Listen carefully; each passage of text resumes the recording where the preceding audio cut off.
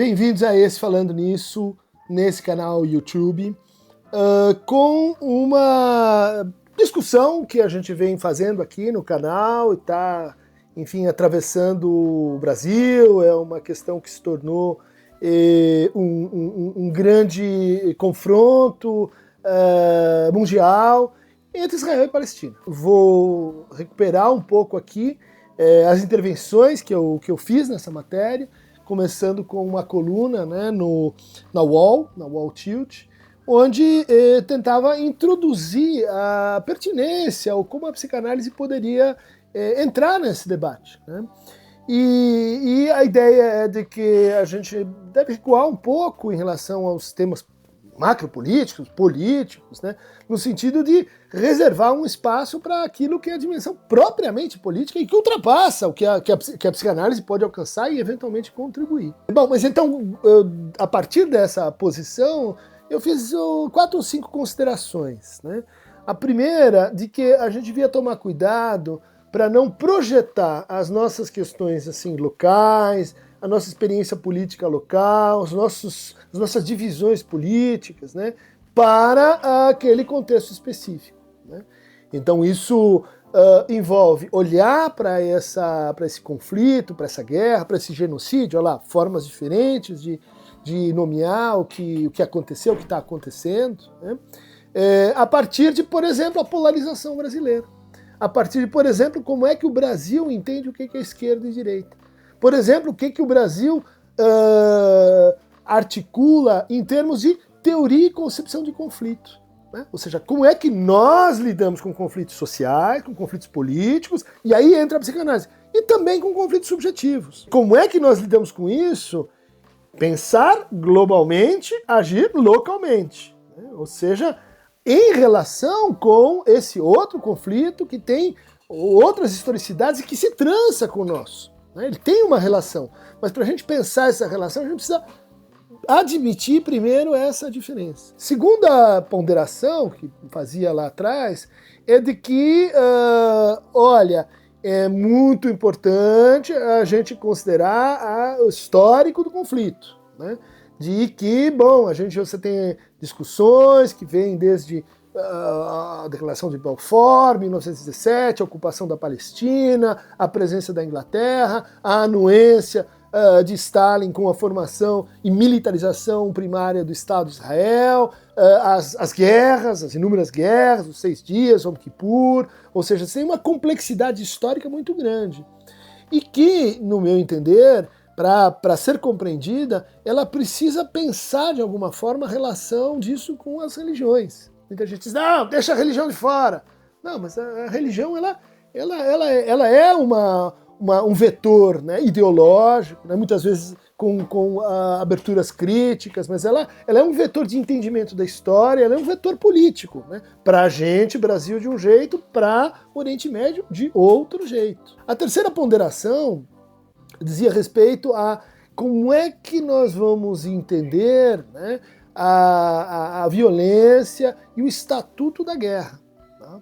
Quer dizer, qual é a teoria, né, que a gente tem da guerra e qual é a teoria que a gente tem de algo conexo, que é a segregação, que é o apartheid, que é a formação dos estados modernos. Ou seja, não basta só a gente ter uma discussão longa sobre história. É preciso também entender isso a partir de coordenadas propriamente políticas. A gente não faz um pensamento político sem história, mas a política ela tem ali a sua contemporaneidade. Bom, e aí, então, como teoria do conflito, né, a gente deve entender o momento vivido pelo massacre, pelo genocídio, pela tomada dos reféns, veja, né, que são significantes, que foram muito articulados com discursos, né, com tomadas de posição políticas, né, e que iam reforçando, no fundo, a necessidade de uma tomada de posição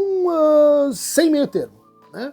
Ou é pró-Israel ou é pró-Palestina. É possível que do ponto de vista político isso exprima também, como no caso brasileiro, mais diferente, esse fracasso, né? Quer dizer, você toma uma posição Mas como é que você entende a relação entre política, e vamos dizer assim, palavra, e guerra? Tem um teórico chamado Clausewitz que diz assim, olha, a política, né, é a guerra, melhor dizendo, é a política feita por outros meios. Quando você tem estados de guerra, é porque a política fracassou. Para nós, isso significa que a palavra fracassou. Para o contexto outro, é porque as estruturas que deviam ter tratado disso, resolvido isso, os acordos, né, as inúmeras tentativas de mediação não funcionaram. Então a gente tem que questionar essas estruturas também. Né?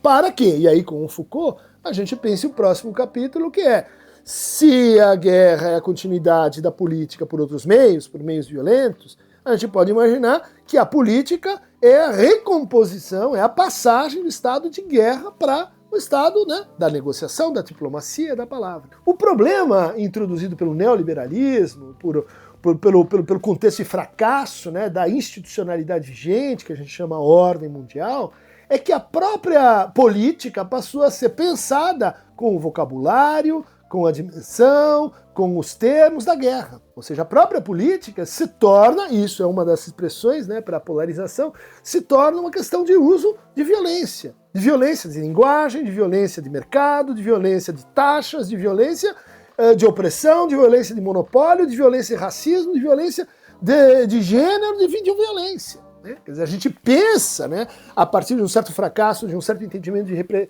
democracia representativa, que a política é também a mesma regra, só que um pouquinho modificada, né, no confronto de normas e de forças financeiras. Bom, então, nesse contexto, a proposta ali daquele artigo era, olha, é importante a gente pensar, né, o conflito, quem tem razão, qual é a dissimetria que existe nesse conflito, quais são os desejos e sonhos históricos, né, os interesses locais, mas é importante a gente pensar também como é que a gente dá o próximo passo, onde estão, né, as forças, as mediações, para, em primeiro lugar, cessar fogo, segundo, armistício, terceiro, solução, né, encaminhamento de como que a gente sai disso, mais além do reconhecimento dos termos em conflito, de como a gente narra o conflito, de como a gente historiciza, de como a gente politiza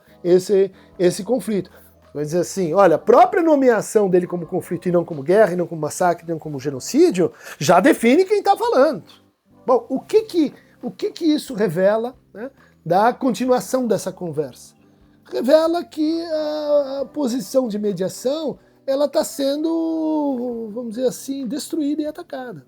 Ou seja, aquele que se apresenta como mediador está de algum dos lados. E por isso a gente dizia assim, é importante retomar a conversação de Oslo para, de certa forma, efetivar, entender o que deu errado e ir em frente. Não porque aquela forma específica do acordo, que não foi cumprida por causa de um terrorista israelense. Né? Não foi parte da jihad islâmica, da intifada, foi olha, é um problema interno, a política de Israel. É muito importante a gente, então, desse ponto de vista, né, entender e provocar e tentar escutar, né, que são as posições de mediação. Qual que é o problema?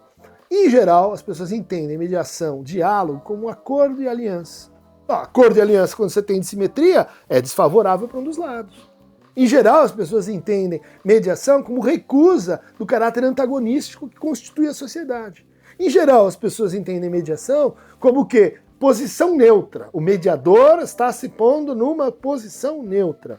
Eu vou dizer, isso é a teoria da mediação do mundo que já não funciona mais. A ONU com mediação, as instâncias que a gente produziu que são insuficientes, o Conselho de Segurança da ONU, tá tudo errado, gente. Por quê? Porque não é mais possível pensar a mediação desse jeito. Esse é um jeito muito simples para o nível de complexidade, né, dos conflitos e antagonismos que a gente está enfrentando. Né? Ou seja, no fundo, um bom mediador, ele não nega o conflito. Né? Ele não apela para uma posição terceira, que está de fora, neutra, angelical. Né? Ele vai, assim, respeitar, acolher as duas radicalidades que estão em jogo. Né? Ele vai escutar.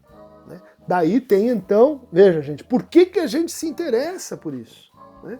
É porque a gente tem uma posição favorável a um ou outro? Não, porque entendo que psicanalistas devem se interessar por conflitos em geral, por guerras em geral. Não foi por outro motivo que o Einstein convidou o Freud a perguntar, né, a responder, né, por que a guerra. Né? Nesse famoso trabalho provocado, criado pelo quê? Pela Liga das Nações, que é o quê? A precursora da ONU. Ou seja, a psicanálise não estava assim, neutra de fora, estavam tomando posições, entendendo, pensando. E eu acho que isso, vamos dizer assim, instrui, faz a gente politizar, faz a gente historicizar, faz a gente pensar conflitos, né, que não são os mesmos, mas que eles importam muito se a gente quer pensar uma psicanálise mais emancipada, se a gente quer pensar uma psicanálise decolonial, se a gente quer pensar uma psicanálise à altura dos conflitos que a gente tem hoje. Não os que o Freud, a maneira como Freud, como Lacan, pensaram, que a gente tem hoje no Brasil. Olha lá, tem que ver com como é que a gente internacionaliza, globaliza, né? Qual a leitura que você tem de conflitos. Né? Bom, mas olhando de longe, a gente vai simplesmente pensar, tem esse contra aquele, qual tem razão? Né? Só para fazer uma analogia de por quem se interessa a psicanálise. Né?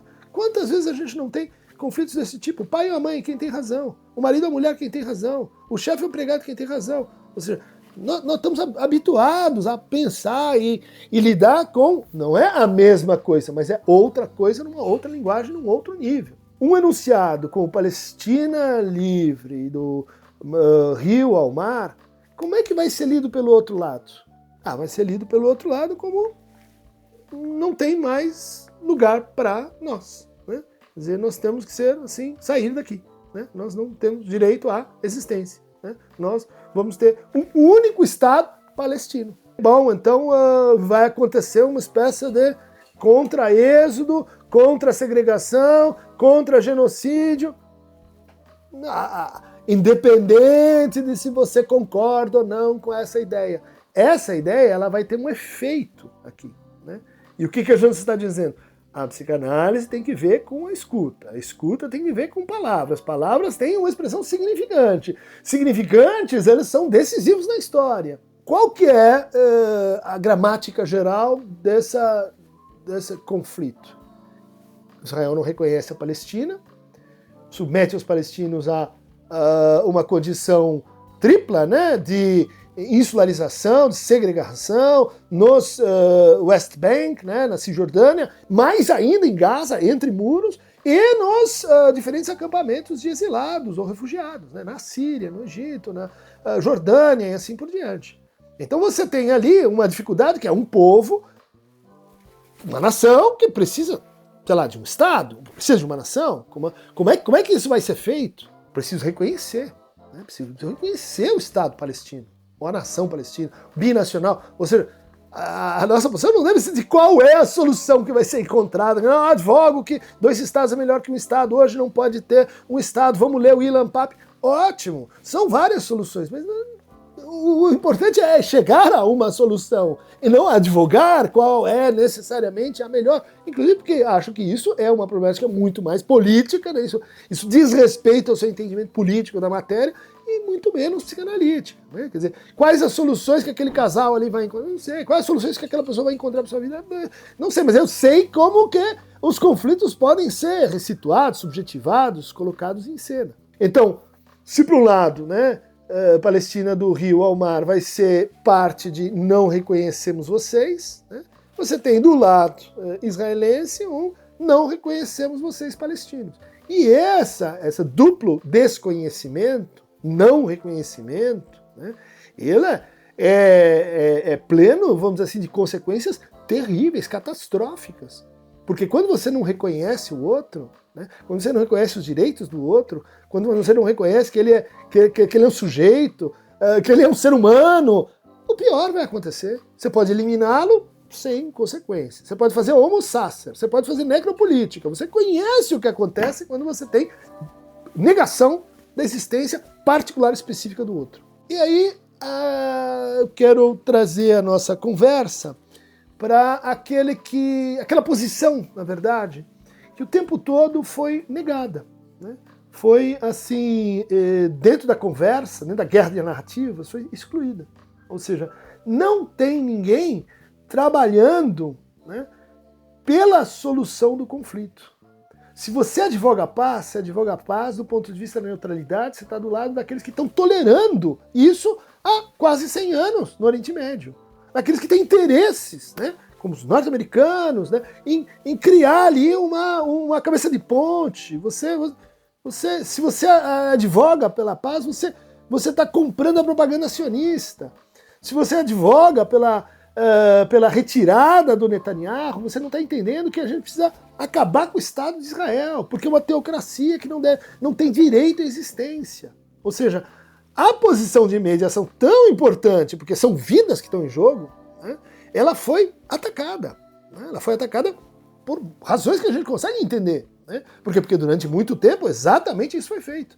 Falsos acordos, falsas alianças, pessoas e posições diplomáticas que no fundo queriam a guerra e queriam a continuidade dessa segregação, né? Desse estado de coisas, né? Do não reconhecimento pleno da autonomia, da autodeterminação e da cidadania dos palestinos. Junto com esse juízo foi, então, vamos junto com esse dualismo negar qualquer posição que possa, né, justamente estar pensando em cessar fogo, paz, solução para e etc.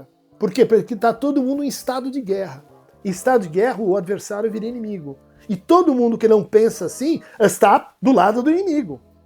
Vejam como essa questão ela é importante para a gente pensar o Brasil. Vejam como essa questão é importante para a gente... Como é que a gente sai de enroscos como esse? Então, nesse ponto, eu vou tentar responder, então, algumas perguntas. Né? Historiador Carlos André. Dunker, o mundo pode estar se aproximando de uma nova guerra mundial. Pode estar, e isso tem que ver com o quê? Uma nova ordem mundial. Boa ou ruim, sei lá. Há muitas patologias que vêm com a guerra. Sim, nós vamos falar disso logo depois. Tanto para os que lutam diretamente, os que estão lá, quanto para aqueles que não lutam, mas vivem a guerra de outras maneiras. Ou seja, você aqui falando pelos palestinos, você aqui dizendo, vai em frente, enfrenta. Pode ser uma solução ótima do ponto de vista da justiça e da verdade, inconsequente para o palestino que está lá morrendo. Que tal fazer um programa sobre as patologias em torno da guerra? Fica a sugestão e eu estou fazendo, estou tentando responder, né? Quer dizer, o que acontece quando a gente entra num estado de guerra? É isso, né? Quer dizer, coisas que depois são meio óbvias durante o processo, elas são suspensas. Psicovibes. Seria interessante ouvir o Dunker sobre isso. Tanto dessa perspectiva diante das guerras, como também de um estado de desesperança diante de tantas coisas acontecendo, de eventos históricos em tempo real, que trazem muita tristeza, veja só, cobertura da imprensa. Né? Difícil. Você está vendo os efeitos históricos em tempo real? Sim e não. Né? Tive aí numa visita a várias universidades americanas, a possibilidade de você falar sobre a guerra é um problema. Controlado, devia ter uma versão ali, né? Tem uma lista de palavras que você não pode usar. Né? Palestina, sexualidade, gênero, para os jornais, dentro das aulas, da sala de aula, deportações. Quer dizer, você tem... Qual a história real? Né? É da Al Jazeera, é da agência oficial, é da Reuters, né? Precisa pensar, gente, que as mediações, elas sim têm interesses, que trazem muita tristeza, apesar da resistência continuar presente. Como elaborar o luto, né, quer dizer, a dificuldade do luto de alguém ainda vivo, mas em proporções macro e coletivas. Né? Bom, então eu vou tentar responder essas duas questões a partir de um caso real e concreto. Ou seja, aonde vem essa posição maluca de, acompanhar as duas histórias, as duas políticas, reconhecer a radicalidade que está em jogo, o conflito dentro e fora. Ninguém pode fazer isso, né, nessa situação.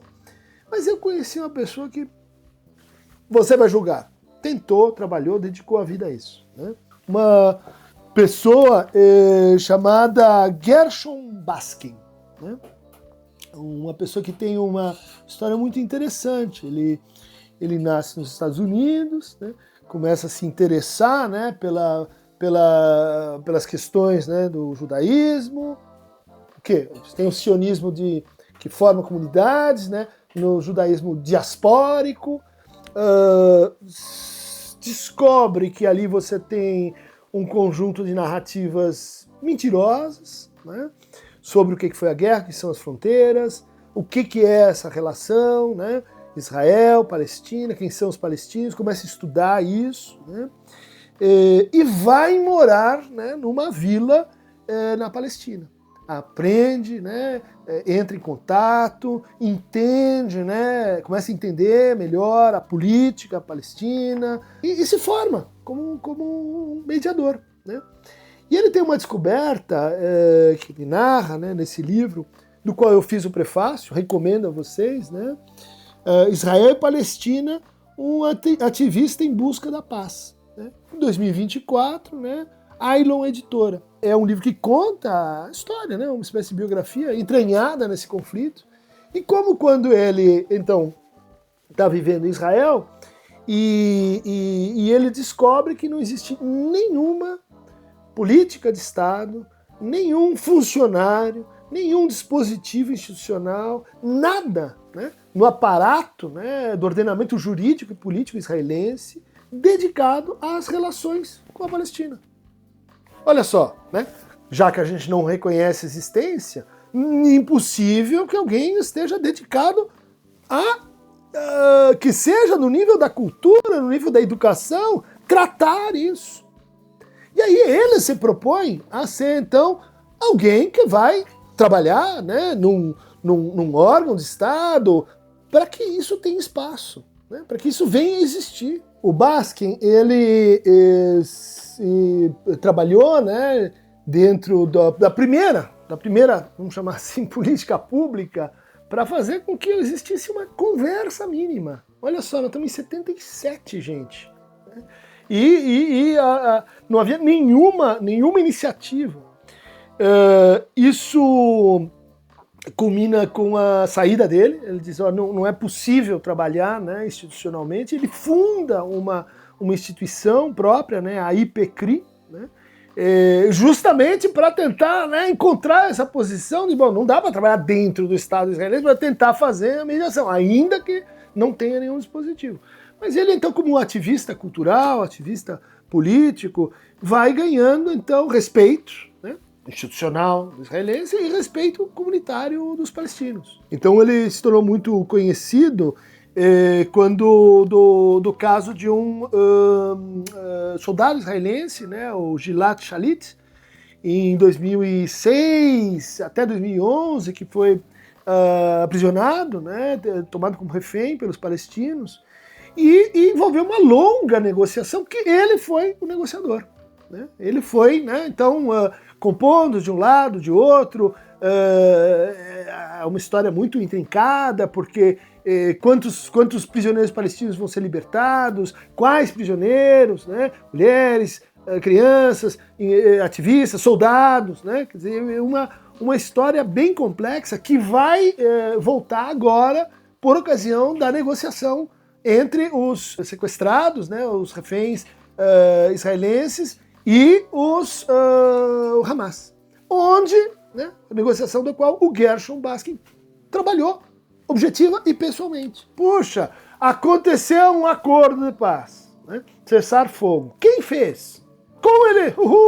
Foi o Trump com a mão dura, que disse agora vocês, enfim, duas crianças que estão brigando. Isso é uma versão de como as coisas acontecem realmente, né? Mas quando você vai lá, você vê o trabalho que o Baskin teve para conseguir encontrar, né, quer dizer, com quem eu falo do lado do Hamas. E falo no sentido de estabelecer uma confiança, no sentido de que, olha, você pode não reconhecer Israel, mas você reconhece essa pessoa. Israel pode não reconhecer o Hamas, mas você reconhece essa pessoa. Esta posição é muito importante. Né? Eu estou trazendo isso como um caso real, concreto. Né? Pode abrir os jornais aí. Ele escutava os representantes do Trump, né, os americanos, ele escutava o pessoal ligado ao Netanyahu, ele escutava o Hamas, ele ia em loco e, bom, isso conduziu a um acordo de paz. A gente não sabe se vai durar, se vai perdurar e etc., mas temos um acordo, né, em curso. Né? Se ele é justo, se ele alcançou os fins, se ele vai prevenir outras guerras, bom, é um assunto político, né? É um assunto...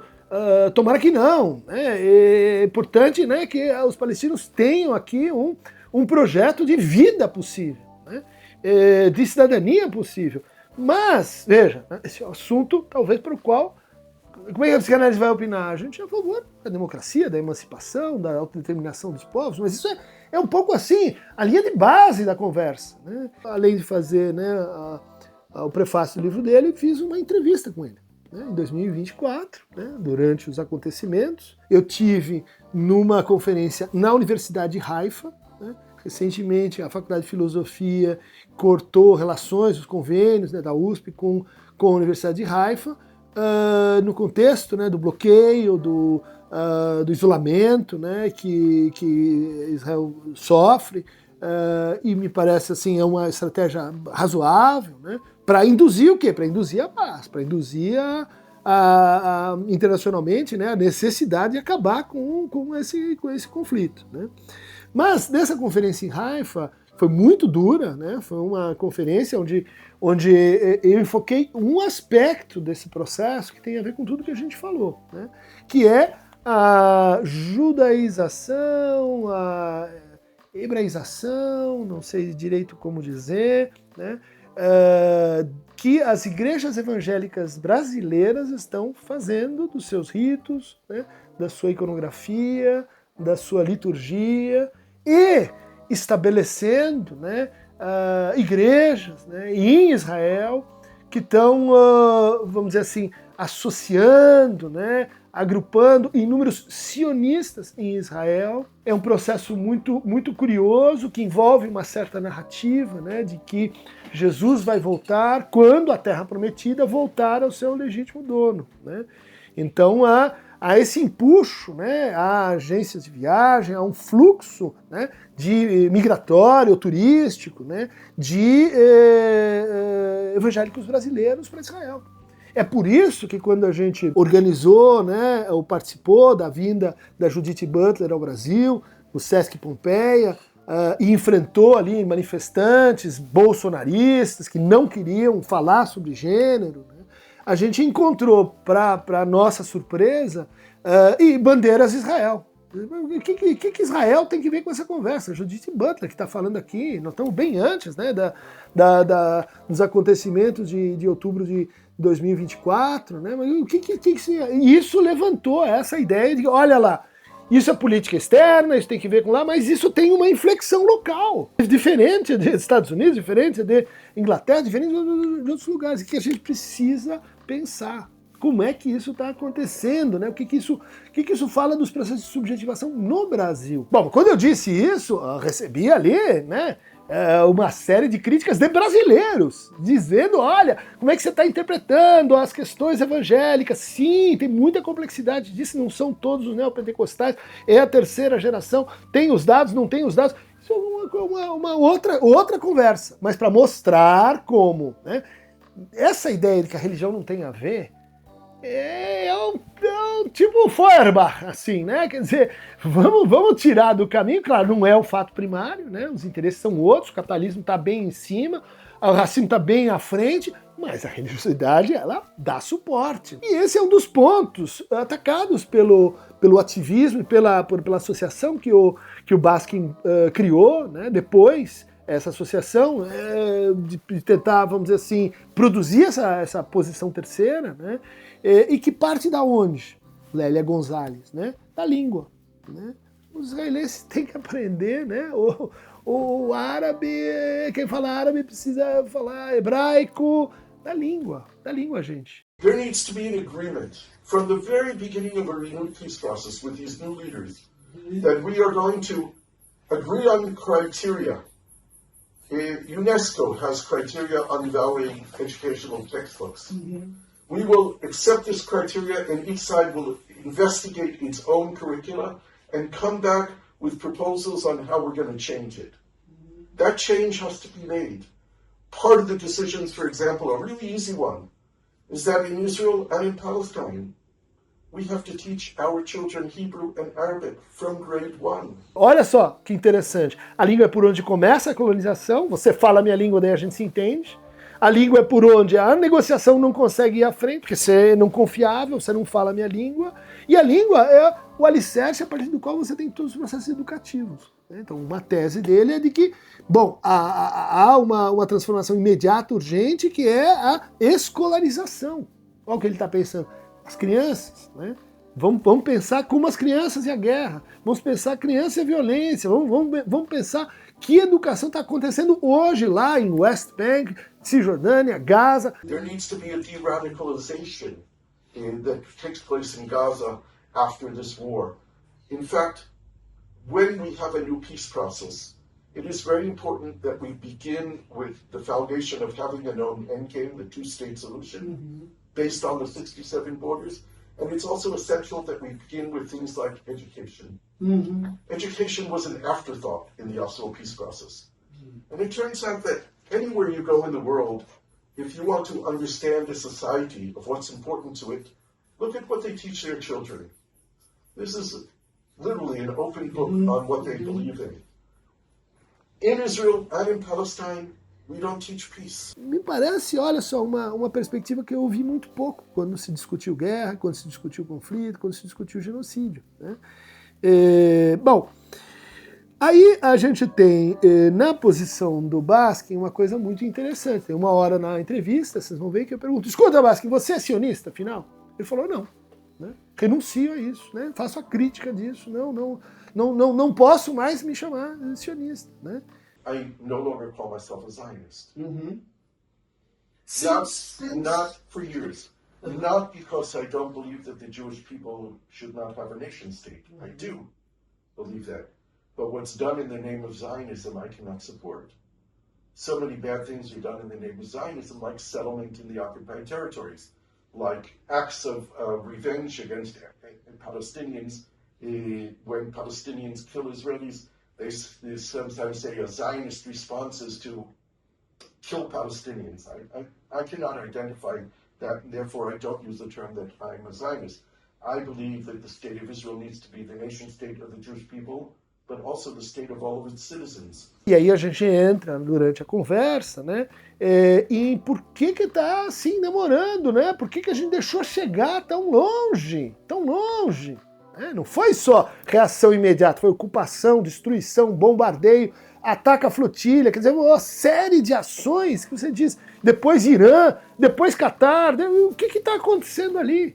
Né? É a pergunta que a gente estava difícil ali no começo de fazer. A quem interessa a guerra? Interessa a Netanyahu. The state of war is sustaining him in power, definitely, and this is why he has an interest in continuing the war. He can deflect the creation of a national commission of inquiry headed by a Supreme Court judge whose responsibility would be to determine what led to October 7th, what happened on October 7th, what's happened since October 7th. So he has been able to deflect that, and he wants to continue to deflect it. And the second thing that he's been able to deflect is the call for new elections.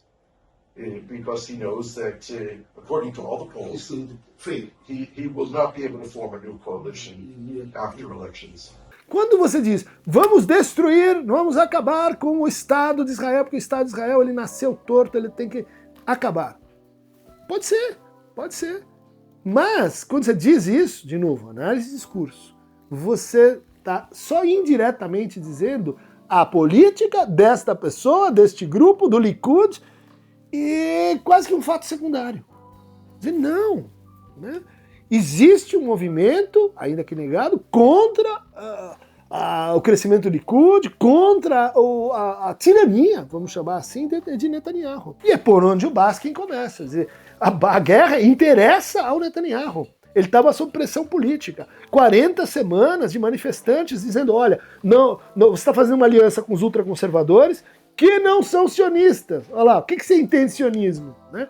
O pessoal de chapéu, não são, porque eles não acham que ali é a terra prometida. Ou não todos, tem muitos ultraconservadores. O que o Netanyahu estava fazendo? Estava se aproximando deles para dar um golpe na Suprema Corte.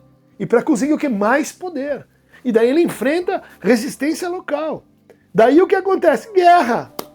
Gente, desde quando que as guerras não são feitas para resolver problemas locais? Desde quando as guerras não são feitas para unir um país? Desde quando o discurso da guerra, por que a guerra, ele é feito, né, para produzir um inimigo externo, né, para expulsar os conflitos internos e vestir o outro com a máscara desses conflitos? Benjamin Netanyahu, desde os acordos de Oslo, em 2003, que talvez ela tenha assim, ajudado a torpedear, e não é que antes nós tínhamos um mar de flores político, mas desde o que começa esse projeto, esse arco histórico, ele sobrevive a partir da retórica do inimigo que quer nos matar, que quer mandar torpedos, que não é confiável, e que é violento. Então a gente precisa cercá-lo, a gente precisa controlar a água, a gente reduz acesso à saúde e à educação. Por quê? Porque ele é perigoso. É o outro perigoso. Olha como isso. Volta e traduz. Brasil. O outro perigoso. A teoria do outro perigoso. E daí, toda uma manipulação, sim. É uma manipulação internacional dos jornais, das instâncias, quer dizer, todo mundo vai entrando e comprando essa ideia do outro perigoso. E daí vem a guerra. E daí você diz assim, olha, do rio ao mar, olha, você está confirmando a teoria do cara, a gente vai morrer com isso. Não, mas é certo do rio ao mar, é certo do rio ao mar, mas precisa, né, entender um pouco mais da lógica de discurso para a gente não prejudicar ainda mais os envolvidos. Resposta, né, israelense, não. As críticas para nós, as críticas ao que estamos fazendo, as críticas ao setor C, ao setor B dentro da Cisjordânia, é tudo antissemitismo. Veja, você unifica, assim como Israel unifica o inimigo, né, a Palestina também, os palestinos, né, ou a posição, veja só, estou tentando desconstruir essa unidade, unifica o inimigo. Então, o Estado, o governo, a mesma coisa, não tem diferença. Né? E daí, para os sionistas para os judeus. Né? Quer dizer, esse gradiente que leva, de um lado, né, a consolidação, deu certo. Ó, teoria do inimigo lá fora, volta como vocês todos juntos, estamos contra os judeus, porque antes eles governavam os bancos, agora eles dominam os jornalistas, os sábios do Sião. Quem é que ganha com isso? Netanyahu. Porque como ele diz na entrevista, né, a coisa chega a detalhes de em que rua vai ser, a direita, a esquerda, quanto vale um soldado, quando é uma coisa feita para não dar certo. The negotiations that have been going on now for 3 months are dead ended. Because it's the kind of negotiation that gets stuck in the details. When it says Israel will redeploy out of populated areas to find the non-populated areas. In the declaration that's been worked on, there are street names that Israel is supposed to redeploy to. It gets into the kind of detail that when you just look at a paper like this, you understand that the parties involved in the negotiations don't want to reach an agreement. Contra essa lógica, ele diz, mas vamos olhar para as crianças? Vamos olhar para as famílias? Vamos perguntar a face, né? Você quer ser humanista? Né? Vamos olhar para a face humana e real de quem estava lá em Gaza. 70% são familiares de exilados, refugiados de outros campos. Né? Então ali você tem uma população que é o exilado do exilado.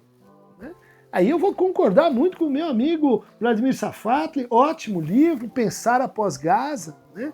Onde ele vai dizer, olha, por isso eu terminaria deplorando com todo o vigor acadêmicos e acadêmicas que se dizem guardiãs do pensamento pós-colonial e que se calaram vergonhosamente diante de uma típica catástrofe colonial, que fizeram declarações protocolares que parecem mais indignados diante dos problemas pronominais do que diante de corpos enterrados sob escombros e bombas. Aí eu pergunto para o meu amigo e pergunto para todo mundo, por que será, né, de onde vem, do que é feito esse silenciamento absurdo, né, que a gente teve aí da imprensa, das pessoas, né, esse silenciamento que levou a um estado de, visitei acampamentos palestinos em Manchester, né, conversei com refugiados, né, sequelados da guerra. E perguntava a eles, e a psicoterapia nesse processo? E a análise? E o discurso do trauma? Né? E eles diziam, olha, ficou impossível pra gente. Ficou impossível porque os próprios psicoterapeutas muitas vezes eram treinados, né, na ideologia, né, sionista, israelense, para naturalizar a guerra, para assim, entender e interiorizar isso como um conflito meramente psicológico, não político, para edulcorar, né, transformar, né, a dimensão política em dimensão psicológica no mau sentido. Resultado, eles estavam sofrendo, né? Eu vi vários assim com paralisias, com relatos vívidos, né, de traumas, de impossibilidade de sonhar, recuos subjetivos, sintomas assim, muito, muito visíveis. E eu dizia, puxa, quem que está escutando vocês? Ele dizia, impossível. Impossível, porque os psicoterapeutas são poucos e, em geral, estão engajados num processo ideológico. Many people say that psychotherapy was instrumentalized by Israeli and by Palestinians in order to adequate people, accept this state of war and so on. Would you say psychology was catching this war machine and the people lost confidence in treating trauma, collective and individual? Yeah, we haven't been as traumatized as we are now ever. Mm-hmm. So we need to understand that we will move from being traumatized to being in post-trauma. This will happen soon. Mm-hmm. Neither Israel nor Palestine have the mental health professionals to deal with the extent of post-trauma that we're going to face in our societies. There's already a marked increase of soldiers returning from Gaza who are committing suicide. Daí você diz, caramba, mas por que isso está acontecendo? Ou seja, eles estão prejudicados, sofrendo, perdendo família, estão em luto e não tem como escutá-los. Por quê? Porque a posição de mediação foi destruída. Porque não tem suposição de que existe um lugar, né, em que eu poderia ser escutado pelo outro, escutado com E maiúsculo no sentido da psicanálise. Né? Ou seja, como é que a gente faz, né, para produzir operadores em saúde mental no universo palestino, uma grande questão para o Baskin. Como é que nós vamos, né, ter esse recurso ali e que não use a narrativa do trauma para justamente despotencializar a crise política e o antagonismo político. Difícil. Olha só, a gente foi lá discutir política internacional e a gente chegou na dificuldade que hoje a gente, agora, simetrizando, traduzindo e transcrevendo, né, como é que a gente vai escutar o racismo no Brasil. Né? Negros, escutar negros, né? Você vai procurar um psicoterapeuta, precisa ser negro. Precisa ser negro do outro lado, precisa ser gay, precisa ser lésbica, precisa ser trans. Essa é uma possibilidade, né? Olha lá, mas como é que a gente pensa processos, né, de instalação desta posição que não é neutra no sentido de fora do mundo, que não é neutra no sentido desinteressado, né? Mas em que nível, né, que essa articulação vai se dar, né? Em que nível haverá lugar de escuta. Então, conversando com o Baskin, a gente retornou às posições, né, do Freud nessa matéria. Na famosa carta, né, a um sionista, onde ele diz lá, tenho de confessar que não posso descobrir nada de atraente na ideia de fundar um Estado judaico. Seria visto lá apenas como um estrangeiro. Olha lá. Ele se pensando em grande tema para a psicanálise, o estrangeiro, Unheimlich. Por que a gente está estudando esse conceito verticalmente? Porque esse estrangeiro que está nessa xamã, né? Aquele que é um diplomata entre mundos, olha lá, diplomata entre mundos, Eduardo Viveiros de Castro, os nossos ameríndios, né? Aquele que é o que é andrógeno, que fala várias línguas, que está entre vivos e mortos. Você pode pensar, né, o escutador não como uma atividade profissional, mas como um lugar social, né, uma função social. E esse lá que está lá, um estrangeiro. Né? Estrangeiro que eu odeio porque não é como eu, estrangeiro que é como eu, estrangeiro. Como é que ele vai fazer isso? Continuo com Freud. E seria visto aqui como estrangeiro também. Ou seja, o mediador, ele vai ser estrangeiro lá, ele vai ser estrangeiro cá. Quem que ele é? Ele é alguém que está, assim, perturbado na sua relação com a nação, o território, quem ele é e etc. Se os judeus não abandonarem a esperança messiânica, a redenção não virá jamais. Não vejo nada que possa mudar a essência dos judeus, se habitarem a Palestina ou em qualquer outro lugar. Ou seja, essa apropriação do território, o que importa é manter a comunidade, cultivar a ciência e as artes, preservar a tradição que herdamos. É como ele sempre se definiu. É um judeu, hoje a gente diria, diaspórico, né? Que tem ligações culturais. Não simpatiza com os objetivos práticos dos sionistas. Só, tem essa ideia de como é que se efetiva, né? Um povo precisa de um Estado. É a mesma situação de Palestina. Como é que se efetiva, né? Como é que você pratica isso? Não simpatizo com os práticos sionistas. Creio que o Estado judeu apenas repetiria a miséria de outros povos. Mas respeito profundamente aqueles que acreditam nessa possibilidade. Aqui o Freud como, né? Respeito os que pensam de outro jeito, né? Não acredito, mas respeito. Consigo escutar como estrangeiro. É essa a posição. Bom, as consequências, né, subjetivas da guerra, por que a guerra, elas vão estar aí, né? Vocês podem assistir ao debate, a conversa que eu tive com o Gershon, né? E as conclusões que ele ali declarava e que a gente viu, elas foram caminhando e se traduziram praticamente nesse acordo, né? Provisório, não sabemos e etc. Tá claro, então, né? Quer dizer, por que a gente entra nessa confusão? O que a gente está querendo aí? Os limites da psicanálise, né? Por que ela se interessa? Por que ela também não pode, né, ultrapassar certos limites? A mesma discussão que a gente teve, né? Olha lá, a mesma discussão, mas traduzida, mas, né, no território. Bom, o uso político da psicanálise em situação de conflito. Não, tem um uso político, mas qual, né? Tem um uso político, mas de que lugar? Né? Tem um uso político, mas é para demonizar o estrangeiro, para entendê-lo, né? Para entender as dinâmicas e eventualmente até tomar posições. Eu concluiria então nossa viagem aqui com as declarações, né, que o Freud sinteticamente colocou para o Einstein, né? E como o Freud respondeu, né? Porque eu acho que essa resposta, pouca gente acompanha isso, né? Ela tá vigente como uma espécie assim, né? Precisa ser atualizada e tal, mas ela tá vigente como uma espécie de metapolítica, né? Uma espécie de oniropolítica, né? De como a gente pode, olha só, não é da posição interessada, é da posição onírica, né? Porque é a posição impossível. O Lacan descreveu isso muito bem. O analista tem uma posição atópica. O desejo do analista tem uma posição atópica. Ou seja, ele não tem um lugar, né? Ele não tem um lugar específico. Não é só na escola de psicanálise. É onde essa função acontece. Mas, então, as posições do Freud, né? A relação entre direito e poder ou violência não pode ser pensada a partir da eliminação do perdedor. Olha aí. O que é? A lógica do outro não pode existir. Seja um, Estado de Israel, seja o outro, o palestino enquanto sua dignidade, né? Do povo, nação, Estado. Né? Não pode ser assim. Independente de quem ganhe, né?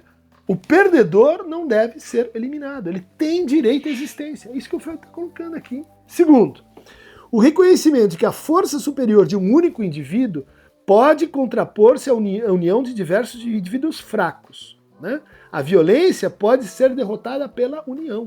Né? A gente pode dizer assim, se há um tratamento para isso, esse tratamento não devia ser associado com o quê? Com o indivíduo forte. Né? Quem fala por Israel? Quem é a metonímia do Estado de Israel? Benjamin Netanyahu. Tem que sair. E talvez a guerra não tivesse durado tanto se a gente tivesse investido contra Netanyahu em vez de contra o Estado judeu. Mas, opinião fortuita. Né? Tentei sugerir lá atrás. Não sei o que você acha, a história vai mudando. Mas não é pela retirada, né, de um líder do poder que as estruturas vão mudar. As estruturas vão mudar pelo que eu chamo aqui de da união, né? Da união dentro do antagonismo, Desculpa, mas posso ser antiquado nessa matéria, mas ainda acho que a psicanálise é o tratamento do real pelo simbólico, né?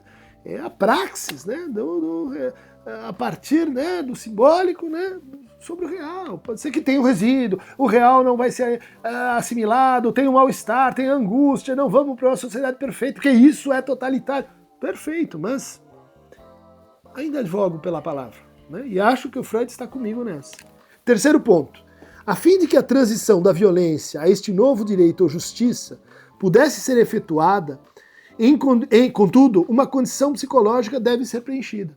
Olha lá, ele falando da política e tem uma condição psicológica para isso, né? A união da maioria deveria ser estável e duradoura. Se apenas fosse posta em prática com o propósito de combater o indivíduo isolado, tirar Netanyahu, o dominante, ou Hamas, e fosse dissolvida depois da derrota deste, nada teria se realizado. O que a gente vê aqui é a posição do Baskin, né? Linguagem, educação, cultura, mediação, convivência, né?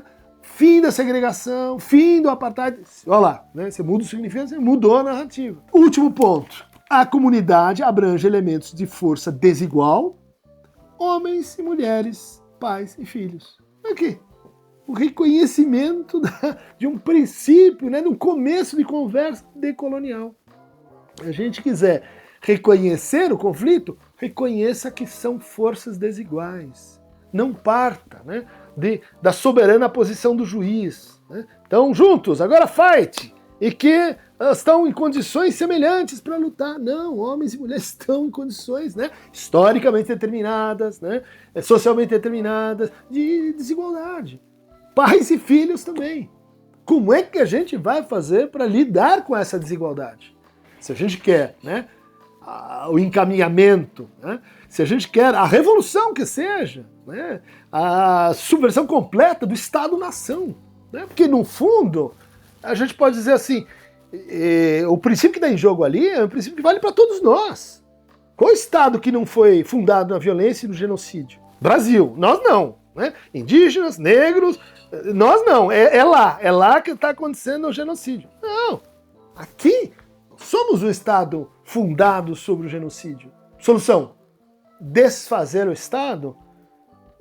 De certa forma, destruir o Estado? Se você puxar esta conversa sem, né, articulação, sem uma teoria da transformação, é mais provável que a ideia seja usada contra você. E logo, como consequência da guerra e da conquista, também passa a incluir vencedores e vencidos, que se transformam em, olha lá, Freud, hein?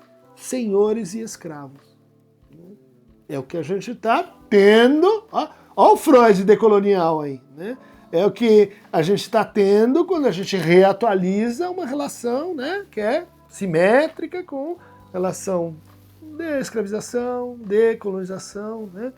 Quer dizer, de onde vem isso? Da partilha entre vencedores e vencidos, do entendimento do que é a violência. Isso aí, gente. Dissolver, né, vencedores e vencidos, dissolver dominados e dominantes, né, superar, né, a luta de classes. Você pode escolher a narrativa que você mais gosta, mas temos uma confluência aqui. Né?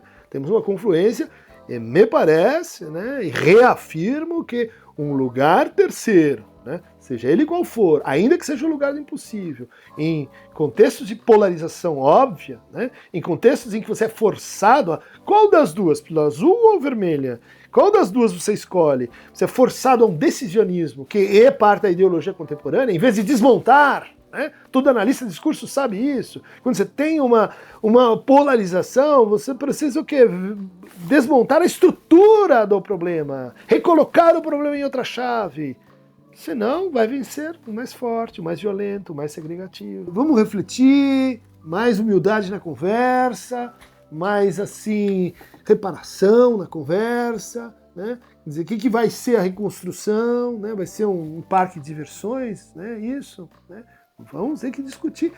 Isso não é o fim, né? Isso é o começo de uma outra conversa. Né? É assim que eu acho que a gente trabalha com conflitos, com transformações, com a psicanálise e no seu contexto político. Para mais viagens ao Hades, né, aos subterrâneos, né, aquilo que, vamos dizer assim, não está óbvio, límpido, claro, natural para todos, embarca na canoa de Aqueronta. Ela às vezes não consegue mexer com os grandes poderes, né? Ela não consegue mexer com Zeus, ela não consegue alterar os rumos políticos. E isto é política, né? Isto é para grandes forças. A gente mexe e fala baixo, a voz da razão fala baixo, né? A gente mexe com o Hades. O Hades, às vezes, ela tem uma relação, né? As profundezas, às vezes, se invertem, como Proserpina, né? Que passava metade do ano em cima, metade do ano embaixo, lá com Aqueronta. É isso aí.